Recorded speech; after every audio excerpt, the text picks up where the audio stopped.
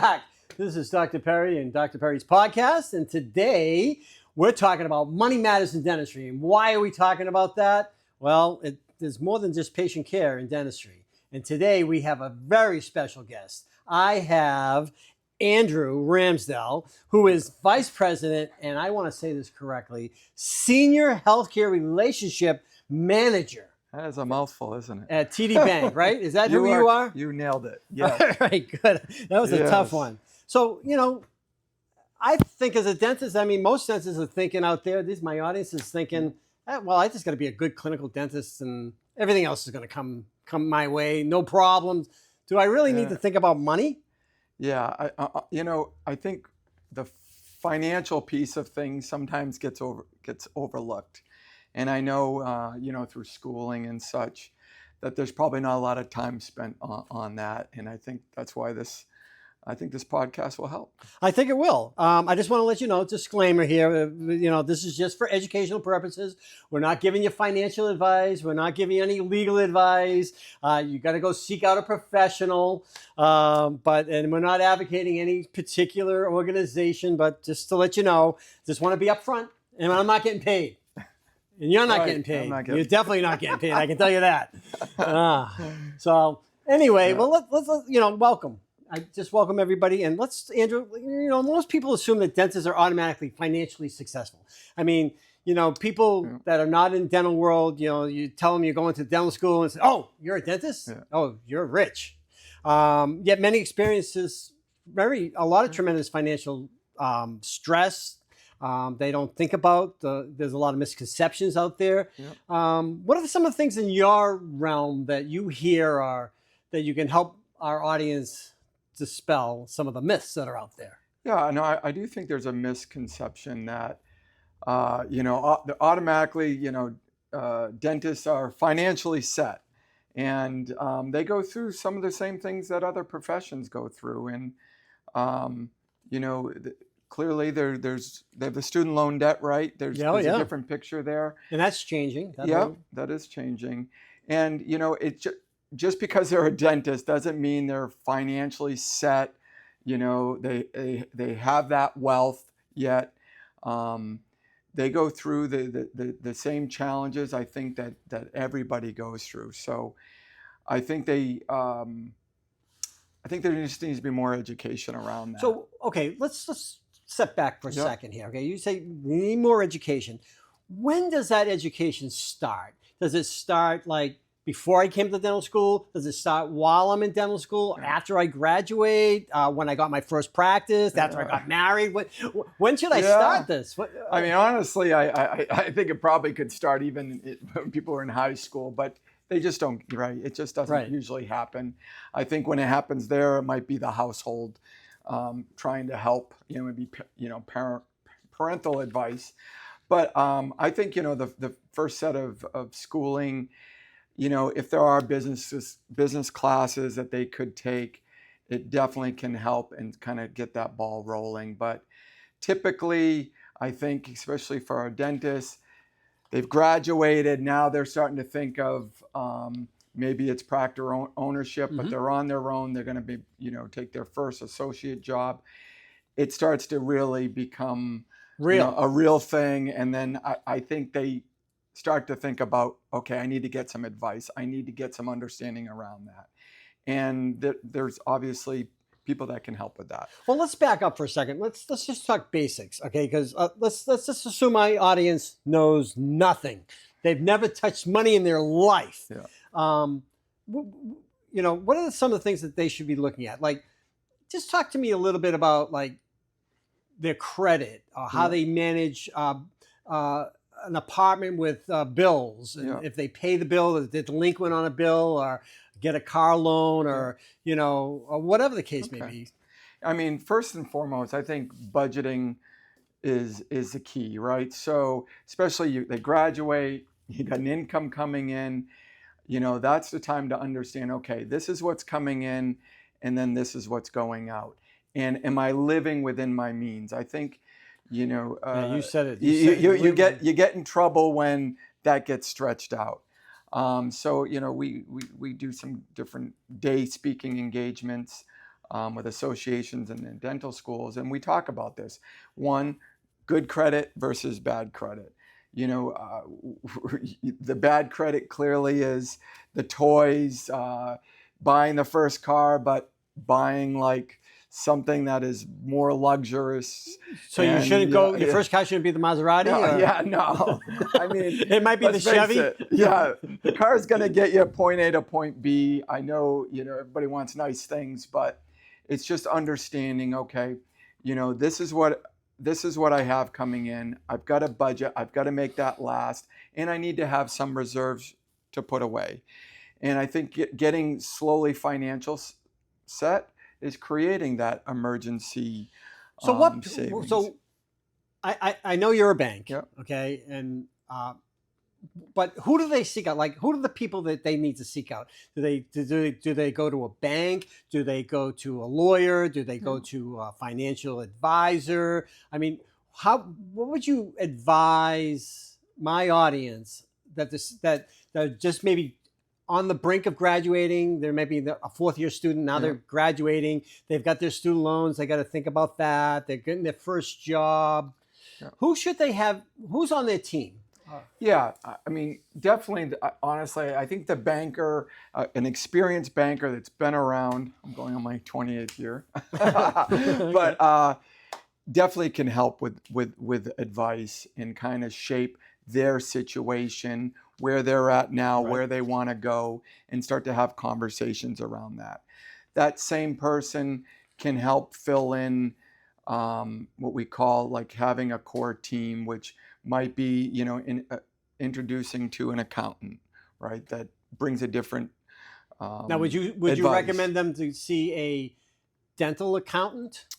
Yeah, I usually like my doctors seeing a more specific CPA. So the book of their business are dentists, and that they're able to understand them. They understand whether they're an loans. associate, what their situation is, and then if they become a practice owner, what that looks like. They can carry them through all of those changes. Okay, so if you're speaking to a fourth-year dental student or a new graduate, what financial habits would you encourage them to develop and sustain immediately right after graduation?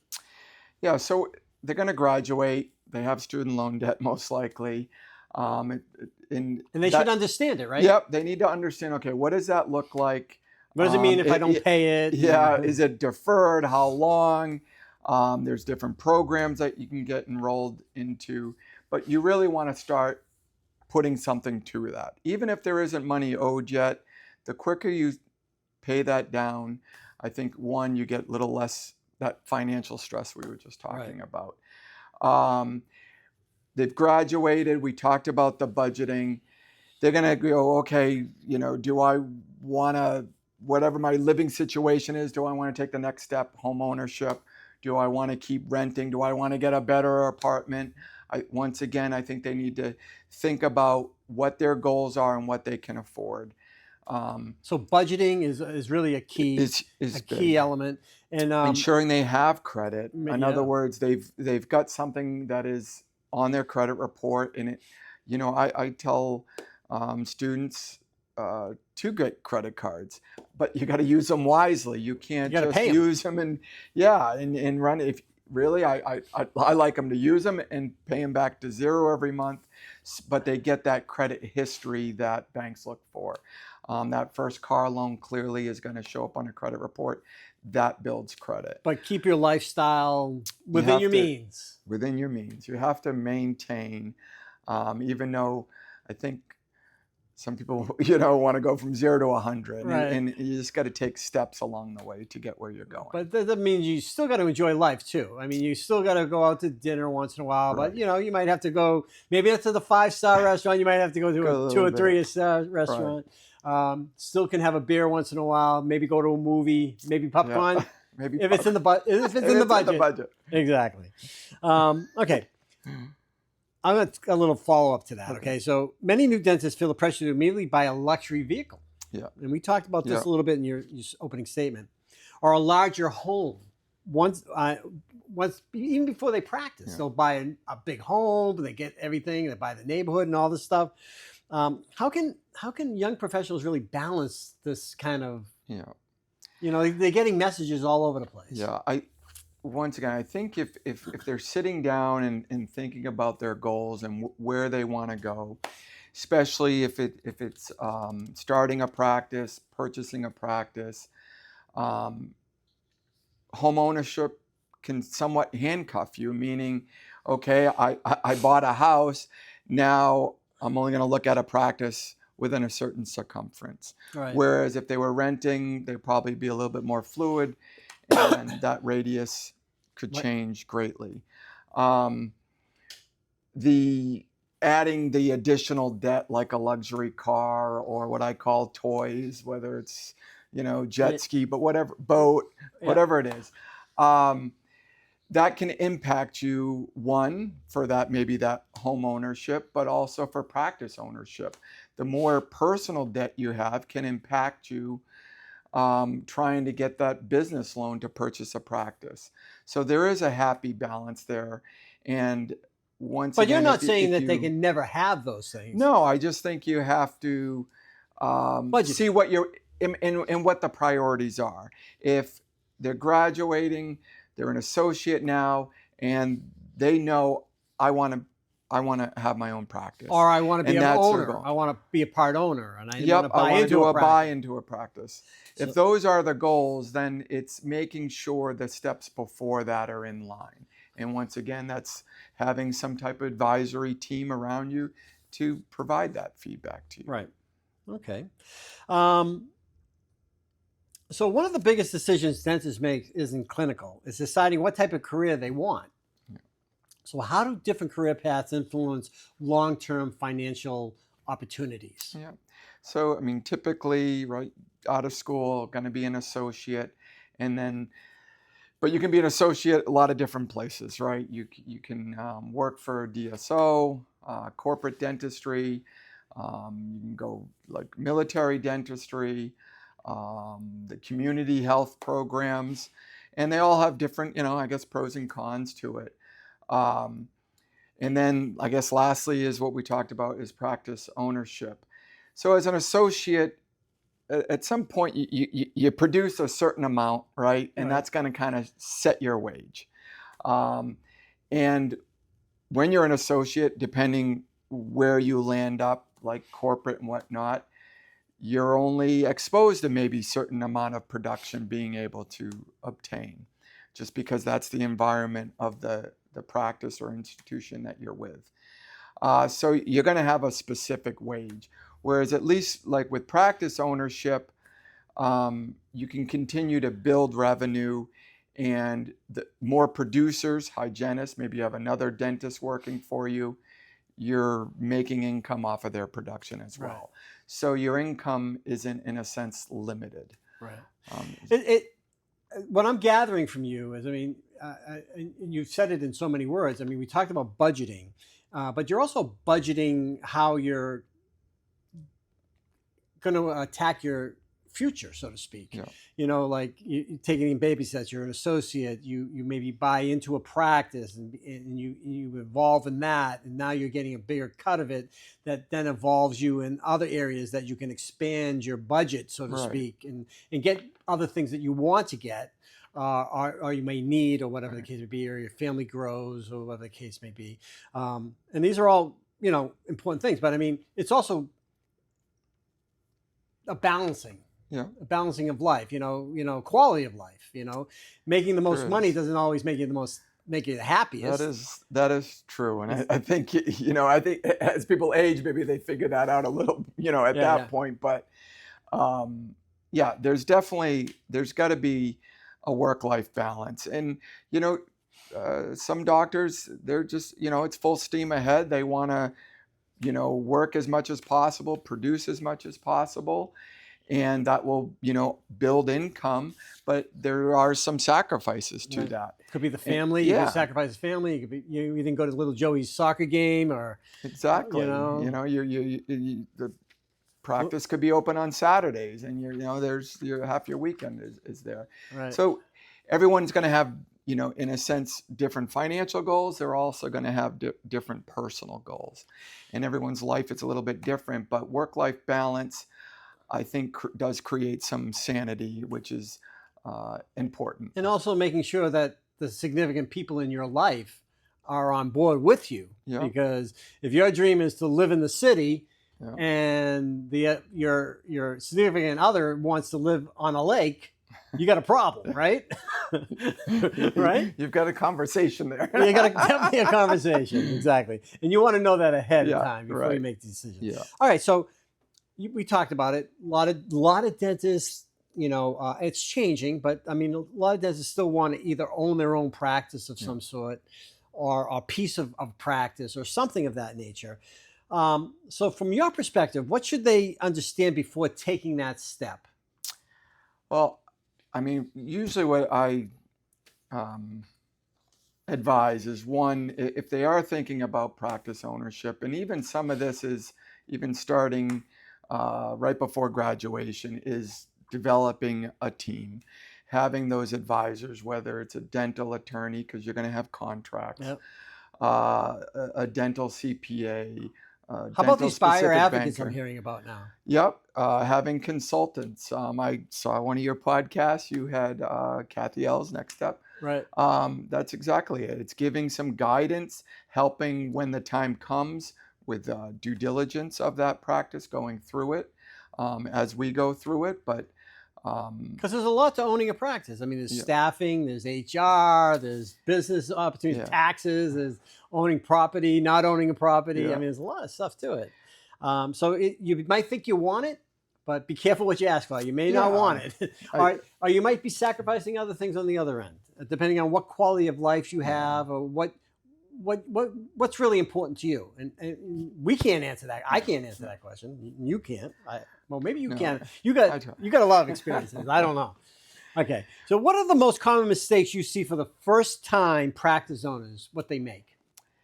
As a practice owner, there's two things. Yeah. One is when they're first looking at a practice, it's making sure that they really do the due diligence. They go through it. It's not a knee-jerk reaction. What do you mean the due diligence? Does that mean I just kind of walk into an office and okay, I was there? Well, usually like a listing hits, it's like in the area that they want, so jump right into it, whether is it a really good practice, is it the right practice, and really focusing on to make sure like this is a good fit. Right. And then like you may not do the same procedures they do. Right. Or you may do more procedures. Yeah. I mean, what we're going to dig into is the cash flow of the practice. Is it going to obviously support the purchase price, support the personal living expenses, create obviously discretionary income? Now, do you which help goes to financial. deter people that you see are like this is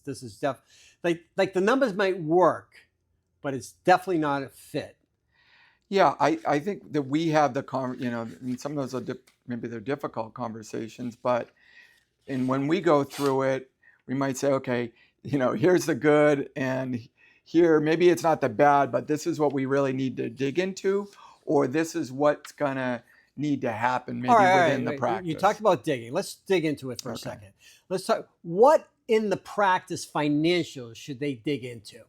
Should they be really looking at? Well, first and foremost, it's cash flow. So cash flow is the overall income of the practice. How much after all the expense? Just for my audience, because I don't know who's sitting there. After all the expenses, but for us, it's the net income plus we add back in what we call interest expense, amortization. Well, you're using a lot of big words. I know. That's where that big title came from. That's what we have to go through. So what we call it's the overall, the true income of what that practice is spinning off. And they need to understand that. Right. And when you're dividing that number with what we call the gross revenue, it's the collections of the practice, what's really coming in, after insurance write-offs, Right. what the true number is. You're dividing those two numbers is really how you're getting your profit margin. And making sure, okay, is that profit margin, how does that fit in with the industry, right, of a practice that size? And then we're going to dig into a little bit more and go, okay, well, we know the profit margin. So we kind of know what the overall overhead is, the Yep. expenses. But let's dig a little bit further into those expenses and say, okay, what is the staffing expenses? What is that percentage? This is where a good Right. an accountant would be Or good, right? the, And a ban- banker. the banker But you got a or different due perspective diligence. too. Yep. Yeah. And the accountant has a different perspective. Yeah. And the attorney's going to have a different perspective on that. It's like, what do we, Hopefully we're all kind of having about Mesh it the together. same measure background, but yeah, we want to measure those expenses to see where there are and maybe in the industry average, and that can be eye-telling. So we can say, okay, hey, this is out of skew, right? And why is that? What is the story behind that? Right. So once again, providing the most information to the doctor, the buyer, to make the right choice. All right. A large portion of my career has been focusing, I'm in private practice, but mostly it's been international students. And what advice, would you give? I'm mentoring them to get into the U.S. healthcare system. Mm-hmm. What advice would you give an internationally trained dentist that is now, they've done it once, they may have been very successful in their own country, they have own practices, some have been practicing 10, 15, 20 years, some have not practiced at all. Is there the same advice you would give both segments of that?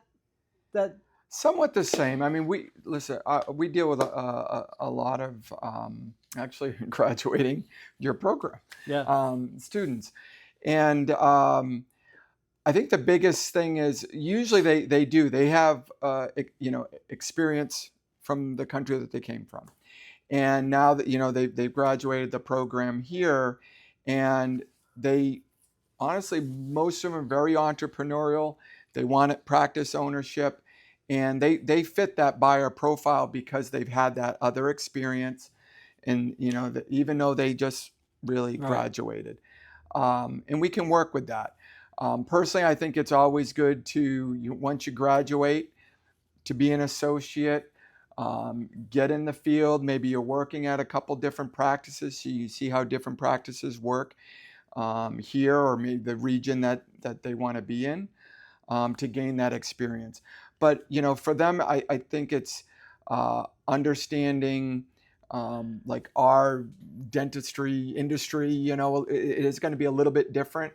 It's going to have different terms, different technology. Maybe there might be some different ways of doing business and how insurance companies work. And exactly, and then even just the financial industry of the U.S.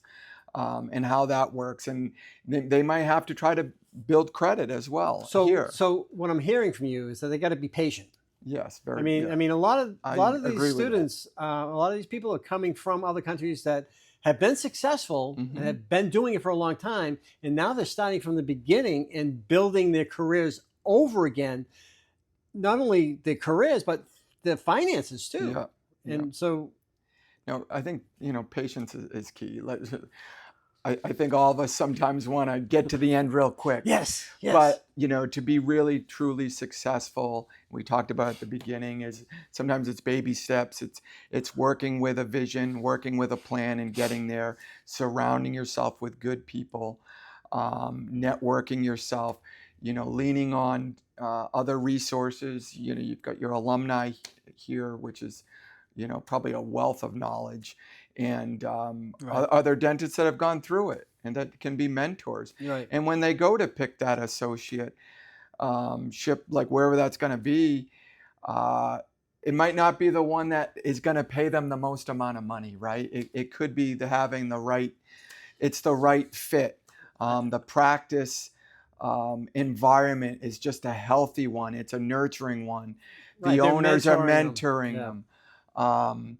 Maybe there's an opportunity that they become a partner in that practice. But so it's not always, once again, like the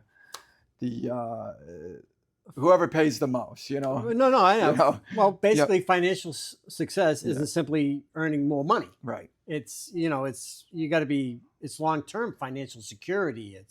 It's understanding and securing for your family and yourself and everything else that you've built on life. Many dentists define success by production numbers. I produce 10 crowns today, or I did 3 endos, or whatever. How would you define financial success? Yeah, that's a good question. I think for me, to them, is that you have a dramatic, let's say you had a dramatic change. Yep.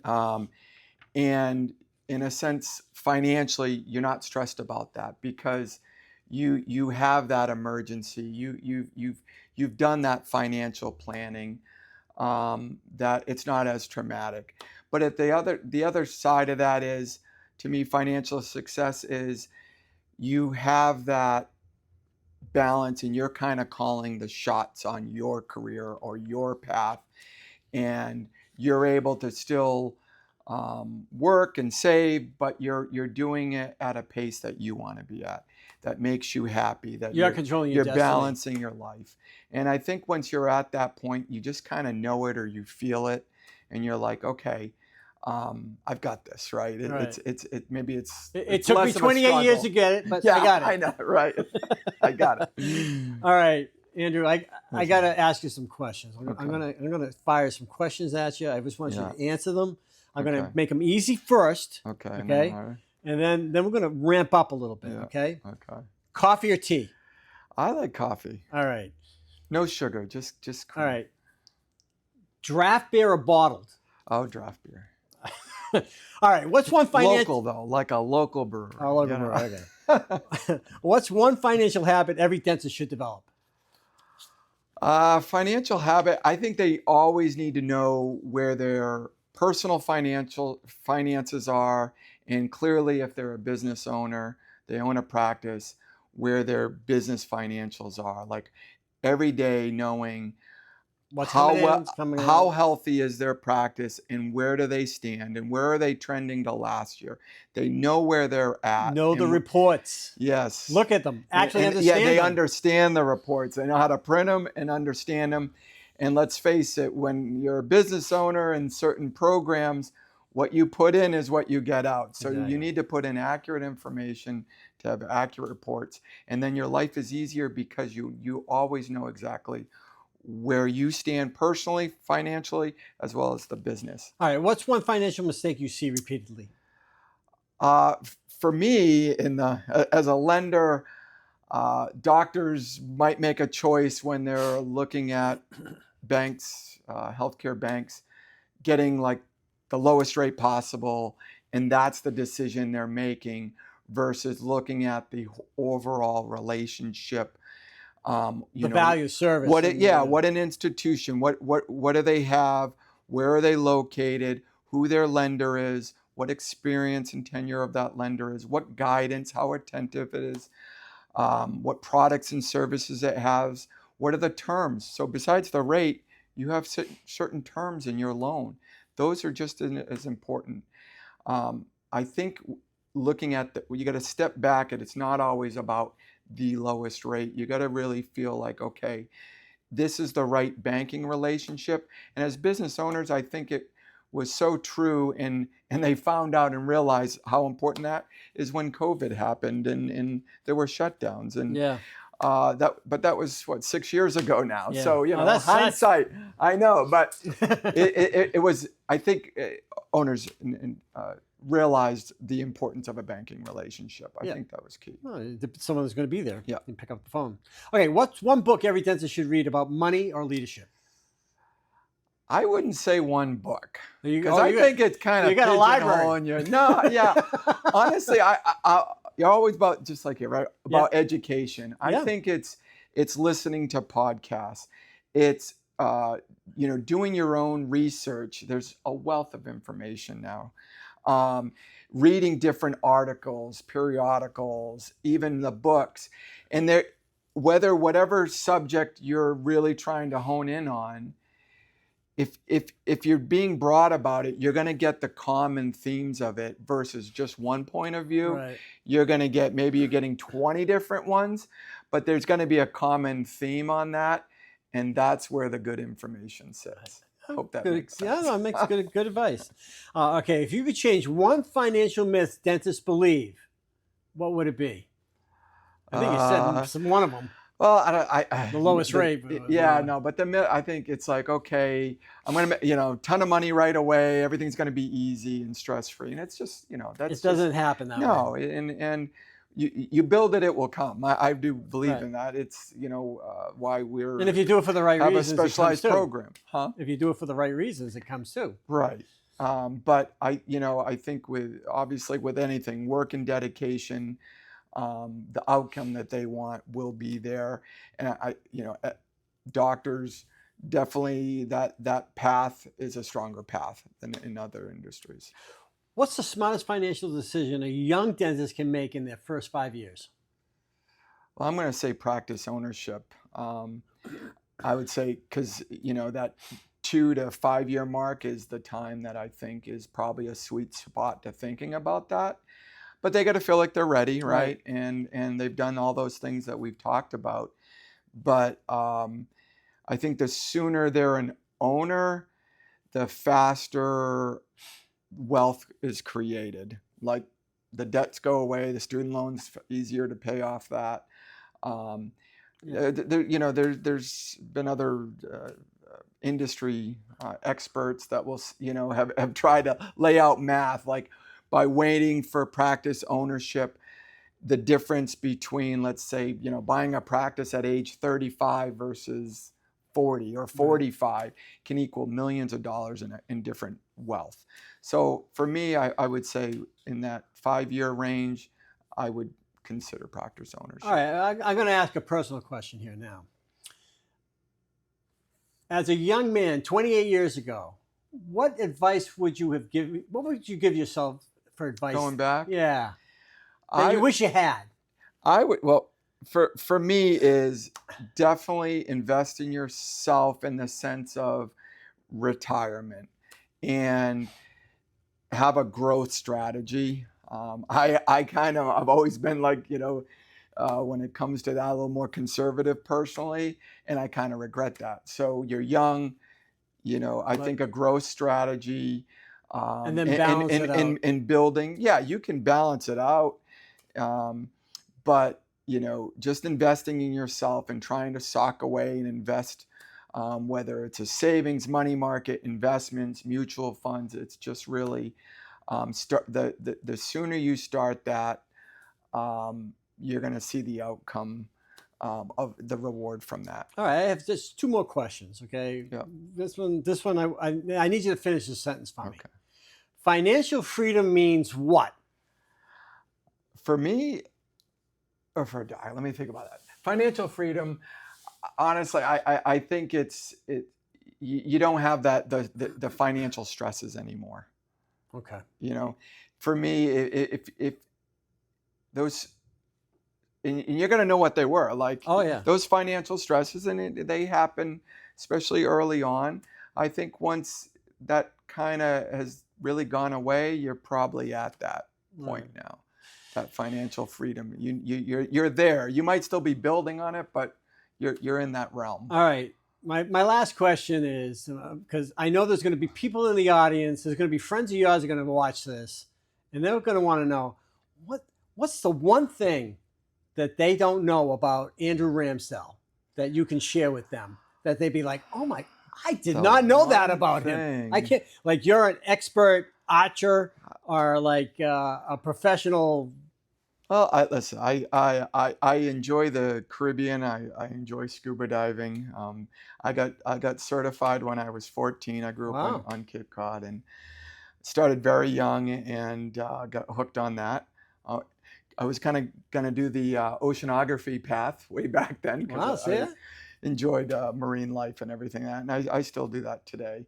I just do it in a warmer climate versus it's getting pretty off the shore of New Hampshire, Maine, Mass. We got tiger sharks up here. Yeah, now we got sharks. Right? Well, listen, I want to thank you, Andrew, for coming. I mean, for joining us today, helping our audience out here, giving the message out there, teaching our listeners about financial financial freedom, what it means, and helping them in being successful in their dental careers. It's not just about becoming a great clinician. It's about understanding how to get there and who you need behind you and how to be financially secure and not have all those worries at the different stages of your life, because there are different stages of your life that you have to do. So whether you're a dental student or an internationally trained dentist, associate, or a seasoned professional, definitely financial literacy is definitely important to know and understand. Seek out the professionals. We can help. We can help. We can help. Thank you. Use that to help. Absolutely. Well, thank you for listening. Stay tuned for our next podcast. You never know what it's going to be about. I have a lot of good people here, and who knows, Andrew might come back again, and we'll find more things besides scuba diving about him. Thank you, Andrew. Have a great day. Appreciate it.